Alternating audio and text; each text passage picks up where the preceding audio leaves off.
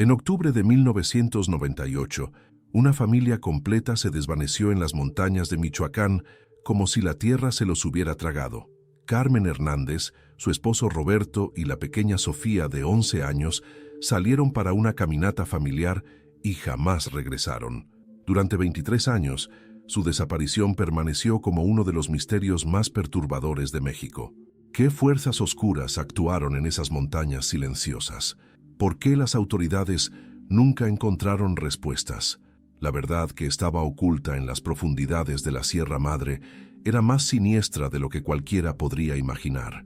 Hoy, después de más de 2 décadas, los secretos enterrados finalmente salen a la luz, revelando un horror que cambió para siempre la vida de quienes sobrevivieron para contarlo. Asegúrate de suscribirte al canal para no perder más casos como este y cuéntame en los comentarios desde dónde estás viendo. En octubre de 1998, la tranquila comunidad de Pátzcuaro, Michoacán, fue sacudida por una noticia que quedaría grabada en la memoria colectiva.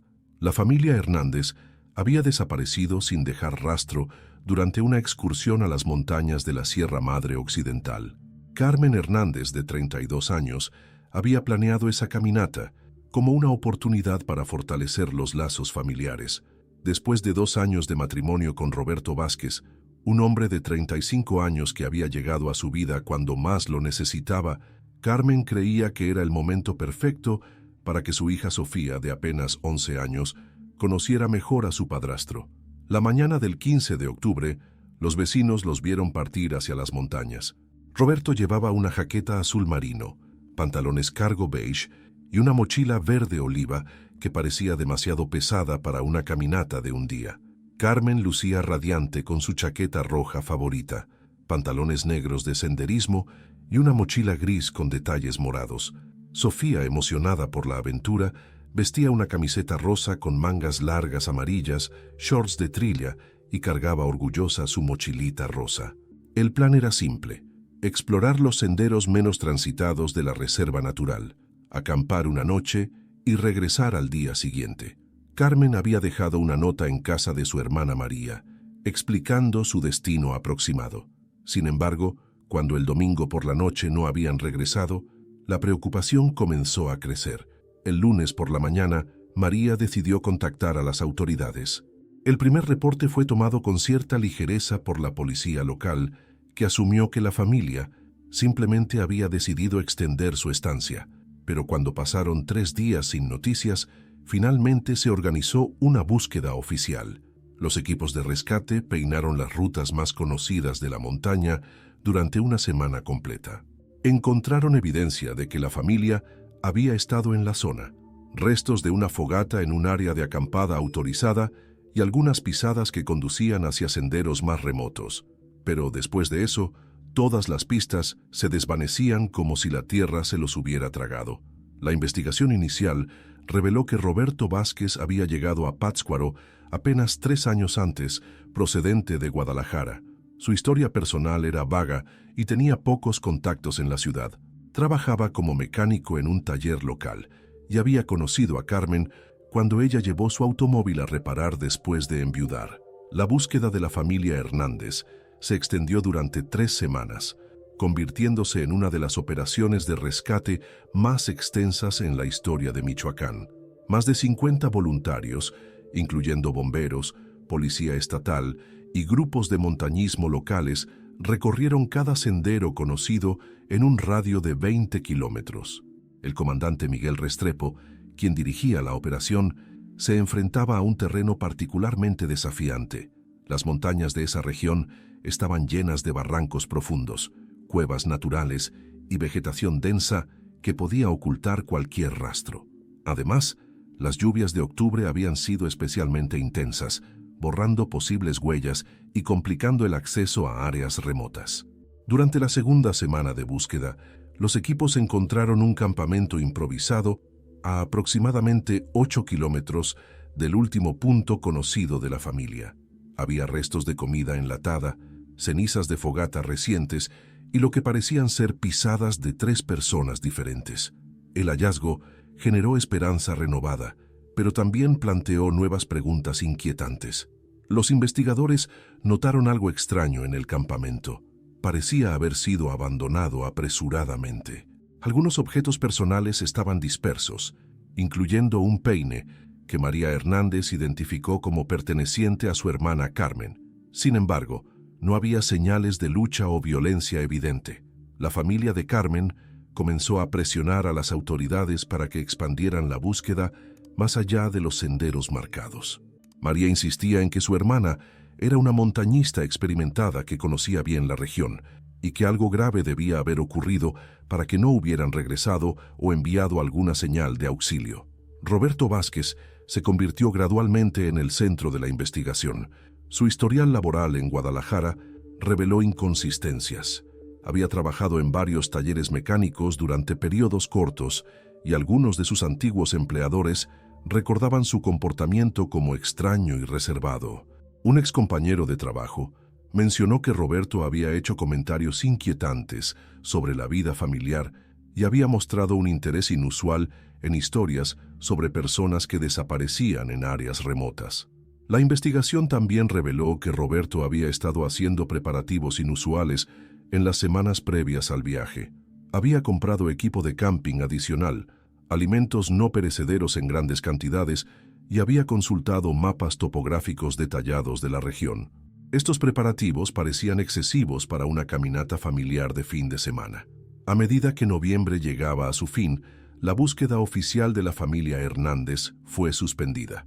Los recursos gubernamentales se habían agotado y las autoridades locales concluyeron que probablemente habían sido víctimas de un accidente en algún área inaccesible de la montaña. La decisión de suspender la búsqueda desató una ola de protestas en Pátzcuaro. María Hernández organizó manifestaciones frente a la presidencia municipal, exigiendo que se continuara la investigación. La comunidad local se dividió entre quienes apoyaban a la familia y quienes creían que era hora de aceptar la tragedia y seguir adelante. El padre Sebastián Morales, párroco de la iglesia local donde Carmen era feligresa activa, se convirtió en un defensor vocal de la familia. Organizó grupos de oración y mantuvo viva la esperanza de que algún día se conociera la verdad. Sus sermones dominicales incluían peticiones especiales por el alma de la familia desaparecida, manteniendo su memoria presente en la comunidad. Mientras tanto, detalles inquietantes sobre Roberto Vázquez continuaron emergiendo. La investigación policial reveló que había estado visitando la biblioteca municipal con frecuencia en los meses previos al viaje, consultando libros sobre supervivencia en montaña y mapas históricos de la región.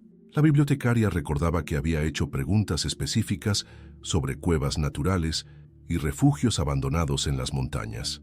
Un aspecto particularmente perturbador surgió cuando los investigadores revisaron las cuentas bancarias de la familia. Roberto había retirado cantidades significativas de dinero en efectivo durante el mes anterior a la desaparición, vaciando prácticamente la cuenta de ahorros que compartía con Carmen. Cuando se le preguntó sobre estos retiros, había explicado que planeaba comprar un automóvil usado, pero no había evidencia de tal transacción. La hermana de Carmen también recordó conversaciones extrañas en las semanas previas al viaje. Carmen había mencionado que Roberto parecía más distante de lo usual y que había estado saliendo de casa por periodos largos sin explicación clara. En una ocasión, Carmen había encontrado mapas detallados de la montaña escondidos en el estudio de Roberto, junto con listas escritas a mano que no logró descifrar completamente. El caso comenzó a generar teorías conspirativas en la comunidad. Algunos creían que Roberto había planeado desaparecer con su familia para comenzar una nueva vida en otro lugar. Otros especulaban sobre la posibilidad de que hubieran sido víctimas de criminales que operaban en las montañas remotas. Con el paso de los años, el caso de la familia Hernández se desvaneció gradualmente de los titulares locales. La vida en Pátzcuaro continuó su curso normal, pero María Hernández nunca abandonó la esperanza de encontrar respuestas.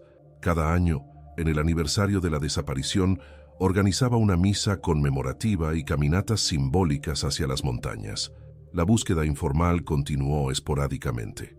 Grupos de montañistas locales ocasionalmente dedicaban fines de semana a explorar áreas remotas, esperando encontrar alguna pista que hubiera pasado desapercibida. Sin embargo, estos esfuerzos fueron disminuyendo con el tiempo, especialmente después de que varios años de búsquedas no produjeron resultados tangibles.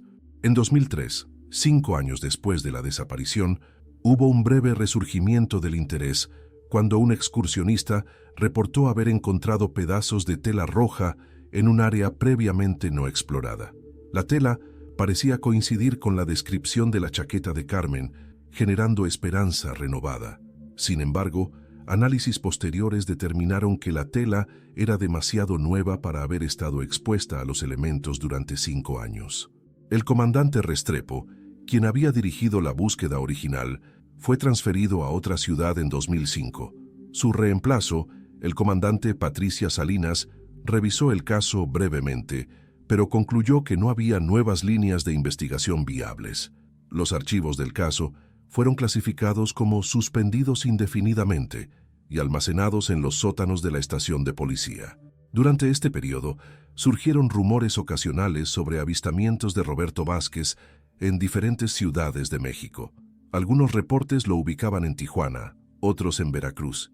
Sin embargo, ninguno de estos avistamientos pudo ser confirmado, y muchos fueron descartados como casos de identidad equivocada. María Hernández, ahora en sus 40 años, había desarrollado una rutina casi ritualística. Cada domingo después de misa, caminaba hasta el punto donde la carretera principal se dividía hacia las montañas. Allí permanecía durante 1 hora, mirando hacia las cumbres distantes, como si esperara ver a su hermana y sobrina descendiendo por los senderos. La comunidad local había desarrollado sus propias teorías sobre lo que realmente había sucedido. Los más optimistas creían que la familia había logrado escapar a otro país y vivía bajo identidades falsas. Los más pesimistas asumían que habían perecido en algún accidente y que sus cuerpos nunca serían encontrados debido a la vastedad y peligrosidad del terreno montañoso. El 12 de septiembre de 2021, exactamente 23 años después de la desaparición, 2 montañistas experimentados, Diego Ramírez y Ana Gutiérrez, miembros del Club de Montañismo de Morelia, decidieron explorar una ruta particularmente desafiante en las montañas donde la familia Hernández había desaparecido. Diego, un ingeniero de 45 años, con más de 20 años de experiencia en montañismo, había estado fascinado por el caso desde que se mudó a la región en 2010. Ana, una bióloga de 38 años especializada en ecosistemas montañosos, había oído hablar del misterio durante sus estudios de campo en la zona. La pareja había planeado una expedición de 5 días para mapear algunas rutas no oficiales y documentar la flora local. Su ruta los llevaría a través de barrancos profundos y mesetas rocosas, que rara vez eran visitadas por otros montañistas debido a su dificultad técnica y ubicación remota. El segundo día de su expedición, mientras navegaban por un estrecho sendero de venado que serpenteaba a lo largo de un precipicio, Ana notó algo inusual colgando de las ramas altas de un pino centenario. A primera vista parecía ser basura dejada por excursionistas irresponsables, pero la ubicación era demasiado remota para turistas casuales. Diego utilizó su equipo de escalada para ascender al árbol y recuperar el objeto. Para su sorpresa, encontró una mochila de excursión en estado avanzado de deterioro, pero aún reconocible por sus características distintivas. Era gris con detalles morados, exactamente como la que había sido descrita en los reportes policiales de 1998. El interior de la mochila contenía objetos que habían sido protegidos parcialmente de los elementos por la ubicación elevada. Entre ellos, había una billetera con una identificación oficial a nombre de Carmen Hernández, fotografías familiares en deterioro pero aún visibles, y un cuaderno con páginas húmedas pero legibles que contenía lo que parecía ser un diario de la excursión. Las últimas entradas del diario estaban escritas con letra temblorosa y revelaban un tono de creciente ansiedad. Carmen había documentado comportamientos extraños de Roberto durante los primeros días del viaje, incluyendo su insistencia en alejarse de los senderos marcados y su negativa a explicar hacia dónde los estaba llevando. Diego y Ana también descubrieron, aproximadamente 200 metros más abajo en el fondo de un barranco rocoso, un zapato de montaña que coincidía con la descripción del calzado que Carmen llevaba el día de la desaparición. El zapato estaba parcialmente enterrado bajo décadas de sedimento y hojas, pero su ubicación sugería que había caído desde una gran altura. El descubrimiento marcó el comienzo de una nueva fase en la investigación del caso que había permanecido dormido durante más de 2 décadas. El descubrimiento de Diego y Ana fue reportado inmediatamente a las autoridades locales. La comandante Patricia Salinas, ahora con 15 años más de experiencia, se encontró enfrentando el caso más mediático de su carrera. La noticia del hallazgo se extendió rápidamente a través de los medios locales y nacionales. María Hernández, ahora de 58 años, recibió la noticia en su hogar. Después de 23 años de incertidumbre, finalmente había evidencia tangible de lo que había ocurrido con su hermana. Las emociones que había mantenido contenidas durante más de 2 décadas se desbordaron en una mezcla de dolor renovado y esperanza de que finalmente se conociera la verdad. La Fiscalía General del Estado decidió reabrir oficialmente el caso y asignar un equipo especializado en casos fríos. El fiscal Eduardo Morales, primo del fallecido padre Sebastián, tomó control personal de la investigación. Su primera decisión fue organizar una expedición forense completa al sitio donde se habían encontrado los objetos. El equipo forense, equipado con tecnología moderna que no estaba disponible en 1998, comenzó un análisis meticuloso del área. Utilizaron drones para mapear el terreno, detectores de metales para buscar objetos adicionales y técnicas de análisis de ADN para examinar cualquier evidencia biológica que pudiera haber sobrevivido al tiempo. Durante la primera semana de excavación, los investigadores encontraron más objetos desperdigados en el fondo del barranco. Entre ellos, había monedas fechadas en 1998, pedazos de tela que coincidían con las descripciones de la ropa que llevaba Carmen y fragmentos de lo que parecía ser una cámara fotográfica desechable. El análisis del diario de Carmen reveló detalles perturbadores sobre los últimos días de la familia. Las entradas describían cómo Roberto había comenzado a mostrar comportamientos erráticos, incluyendo episodios de ira inexplicable y una obsesión con encontrar un lugar específico en la montaña que había marcado en sus mapas privados.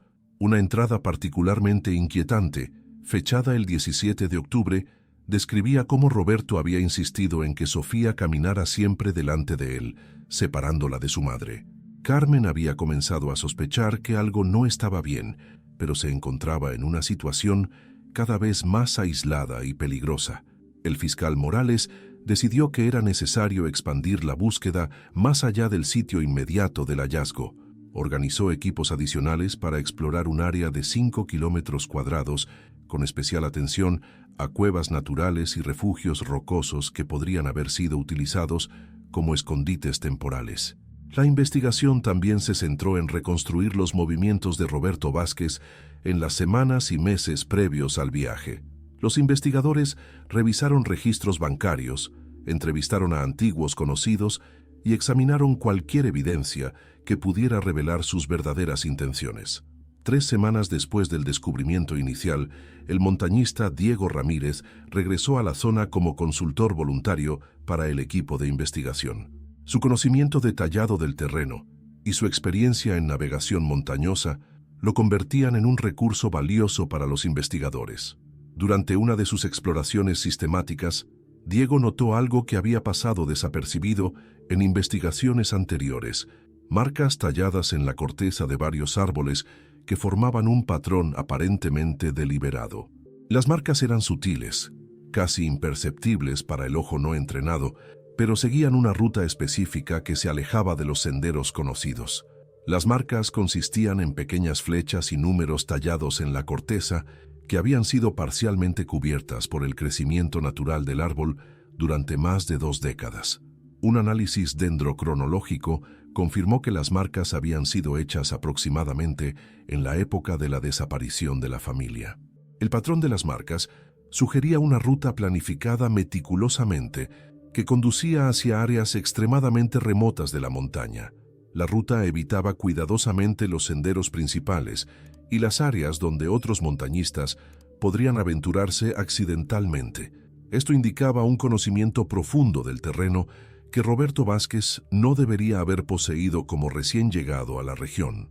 Siguiendo las marcas, Diego y el equipo forense descubrieron evidencia adicional de actividad humana en lugares que oficialmente nunca habían sido explorados. Encontraron restos de fogatas antiguas, áreas donde la vegetación había sido despejada artificialmente, y lo que parecían ser los cimientos de estructuras temporales.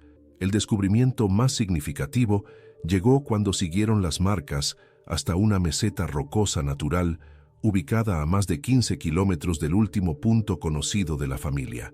La meseta estaba parcialmente oculta por formaciones rocosas y era invisible desde cualquier sendero oficial. Era un lugar perfecto para permanecer escondido durante periodos prolongados. En esta meseta, los investigadores encontraron evidencia de ocupación humana a largo plazo. Había restos de una estructura improvisada que habría proporcionado refugio básico, áreas de almacenamiento cavadas en la roca y sistemas rudimentarios para recolectar agua de lluvia. Todo sugería que alguien había vivido allí durante un período considerable. También descubrieron objetos personales que confirmaron sus sospechas más temidas. Una pequeña mochila rosa, deteriorada pero reconocible, que coincidía exactamente con la descripción de la que llevaba Sofía el día de la desaparición. Cerca de la mochila había restos de ropa infantil y objetos que claramente habían pertenecido a una niña. El análisis forense de la zona reveló que la meseta había sido utilizada como un tipo de campamento base durante varios años. Los patrones de desgaste y la acumulación de desechos orgánicos sugerían ocupación intermitente, pero regular, durante un periodo que se extendía mucho más allá de 1998. El descubrimiento de la meseta oculta transformó completamente la investigación. Lo que inicialmente había sido tratado como un accidente montañoso se revelaba ahora como algo mucho más siniestro y calculado. El fiscal Morales reorganizó el equipo de investigación y trajo especialistas en casos de secuestro y abuso. Los investigadores forenses encontraron evidencia perturbadora en la meseta que sugería que Sofía había estado viva y cautiva durante un periodo prolongado después de la desaparición de 1998. Entre los objetos encontrados había dibujos infantiles hechos con carbón en las paredes rocosas, algunos de los cuales incluían fechas que se extendían hasta 2003. Los dibujos representaban escenas que un niño podría haber presenciado o vivido, figuras humanas en situaciones de peligro, representaciones de la montaña y del barranco, y lo que parecían ser intentos de comunicar un mensaje de auxilio. Algunos de los dibujos más tardíos mostraban una progresión en habilidad artística, sugiriendo que la niña había continuado creciendo durante su cautiverio. El análisis de ADN de objetos encontrados en la meseta confirmó la presencia de Sofía, pero también reveló algo inesperado. Había evidencia de que había abandonado el área voluntariamente en algún momento, probablemente cuando ya era adolescente o joven adulta. Los patrones de objetos personales y la ausencia de signos de lucha indicaban que había logrado escapar por sus propios medios.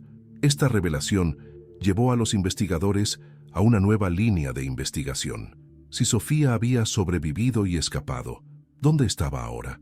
La búsqueda se expandió más allá de la montaña para incluir bases de datos de personas desaparecidas, registros de hospitales y sistemas de identificación en todo el país. Mientras tanto, el equipo forense continuó procesando evidencia de la meseta. Encontraron restos de comida que indicaban cómo Roberto había estado manteniendo a Sofía durante años, mediante expediciones regulares a pueblos cercanos para comprar provisiones, probablemente utilizando rutas no oficiales que había marcado en los árboles. También descubrieron evidencia de que Roberto había estado documentando su vida en la montaña a través de un diario personal. Fragmentos de páginas encontradas en grietas rocosas revelaban la mentalidad perturbada de un hombre que había justificado sus acciones como una forma de proteger a Sofía de un mundo que él consideraba peligroso. El diario de Roberto revelaba que había planeado la desaparición durante meses, estudiando la montaña, preparando el refugio secreto y creando un sistema para mantener a Sofía aislada del mundo exterior. También describía cómo había eliminado a Carmen cuando ella había comenzado a sospechar sus verdaderas intenciones. La investigación ahora se enfocaba en dos objetivos principales: encontrar a Sofía, que podría estar viva en algún lugar, y localizar a Roberto Vázquez, que había logrado mantener oculto uno de los crímenes más elaborados en la historia de Michoacán. La búsqueda de Sofía Hernández se intensificó cuando los investigadores descubrieron que una mujer joven había estado visitando regularmente la tumba de Carmen Hernández en el cementerio de Pátzcuaro durante los últimos 5 años. Las cámaras de seguridad del cementerio, instaladas recientemente, habían capturado imágenes de una mujer de aproximadamente 28 años, que coincidía con la edad que Sofía tendría actualmente. El fiscal Morales decidió organizar una vigilancia discreta del cementerio. El 15 de octubre de 2021, exactamente 23 años después de la desaparición, la mujer misteriosa apareció nuevamente. Esta vez, el equipo de investigación estaba listo para abordarla con sensibilidad, entendiendo que podría ser una víctima traumatizada que había logrado sobrevivir a una experiencia terrible. La mujer se identificó como Elena Morales, un nombre que había adoptado después de escapar de la montaña en 2008, cuando tenía 21 años.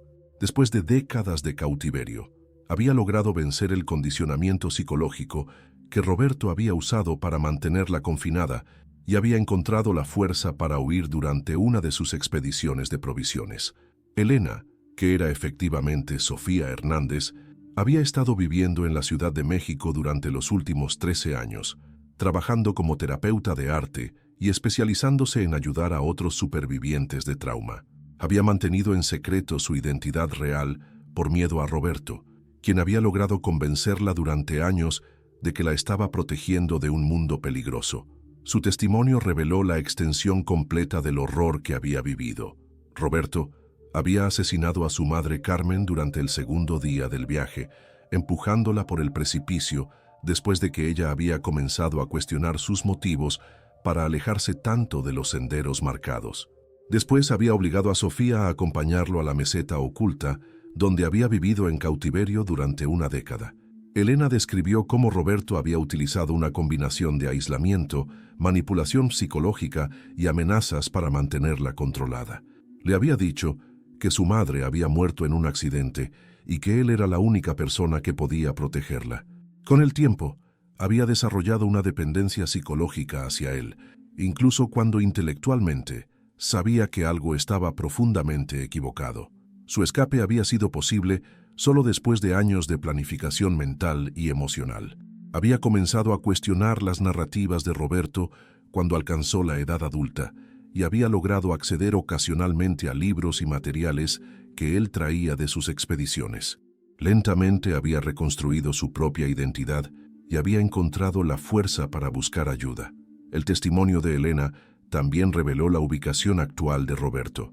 Según su conocimiento, había continuado viviendo en la montaña después de su escape, moviéndose entre varios refugios que había construido a lo largo de los años. Había desarrollado un sistema elaborado para evitar la detección, utilizando su conocimiento íntimo del terreno para mantenerse invisible. La información proporcionada por Elena permitió a los investigadores localizar finalmente a Roberto Vázquez, ahora de 58 años, en una cabaña improvisada en una zona aún más remota de la montaña. El 3 de noviembre de 2021, un equipo especializado de la Policía Estatal logró localizar y arrestar a Roberto Vázquez en su refugio montañoso. El hombre que había aterrorizado a una familia y destruido innumerables vidas había envejecido considerablemente, pero aún mostraba la misma frialdad calculadora que había caracterizado sus crímenes décadas antes. El arresto de Roberto cerró uno de los casos más complejos y perturbadores en la historia criminal de Michoacán. Durante su procesamiento, se negó a mostrar remordimiento por sus acciones, insistiendo en que había salvado a Sofía de los peligros del mundo moderno. Su completa falta de empatía confirmó lo que los psicólogos forenses habían sospechado. Era un sociópata que había planeado meticulosamente sus crímenes. El juicio de Roberto Vázquez se convirtió en un evento mediático nacional. Elena, ahora usando nuevamente su nombre real de Sofía, testificó valerosamente sobre sus experiencias, ayudando a asegurar una condena por asesinato, secuestro y abuso sexual. Roberto fue sentenciado a cadena perpetua sin posibilidad de libertad condicional. Para María Hernández, el final del caso trajo una mezcla de alivio y dolor profundo. Después de 23 años de incertidumbre, finalmente conocía la verdad sobre lo que había ocurrido con su hermana Carmen. Aunque el dolor de la pérdida nunca desaparecería completamente, encontrar a Sofía viva proporcionó un sentido de cierre que había parecido imposible durante más de 2 décadas. Sofía comenzó el proceso de reconectarse con su familia biológica y su identidad original. Con la ayuda de terapeutas especializados en trauma, comenzó a integrar sus experiencias en una narrativa coherente que le permitiera seguir adelante. Su trabajo como terapeuta de arte adquirió una nueva dimensión, ya que pudo utilizar su experiencia personal para ayudar a otros supervivientes. La historia de la familia Hernández se convirtió en un caso de estudio para agencias de aplicación de la ley en todo México. Los métodos utilizados por Roberto para mantener a su víctima en cautiverio durante tanto tiempo fueron analizados para mejorar las técnicas de búsqueda y rescate en casos similares. El descubrimiento también llevó a cambios en los protocolos de búsqueda para personas desaparecidas en áreas montañosas. Las autoridades implementaron nuevas tecnologías y métodos que habrían hecho imposible que alguien permaneciera oculto durante tanto tiempo en las montañas de Michoacán. Para la comunidad de Pátzcuaro, el caso representó tanto un final como un nuevo comienzo. La verdad, aunque dolorosa, había liberado a la ciudad de décadas de especulación y rumores. El padre Sebastián Morales, aunque ya fallecido, había sido vindicado en su insistencia de que la familia merecía justicia. La montaña que había guardado sus secretos durante 23 años finalmente había revelado la verdad. Sofía Hernández había sobrevivido a una experiencia que habría destruido a muchas personas, y su coraje para buscar justicia había traído cierre no solo para su familia, sino para toda una comunidad que nunca había olvidado a la familia que había desaparecido en octubre de 1998. Su historia se convirtió en un testimonio de la resistencia humana y del poder de la verdad para traer sanación, incluso después de décadas de dolor y incertidumbre. Si has llegado hasta aquí y quieres ver más historias como esta, te invito a suscribirte al canal y activar la campanita de notificaciones para no perderte ninguna historia. Deja tu like para que podamos seguir compartiendo más historias como esta. Hasta la próxima.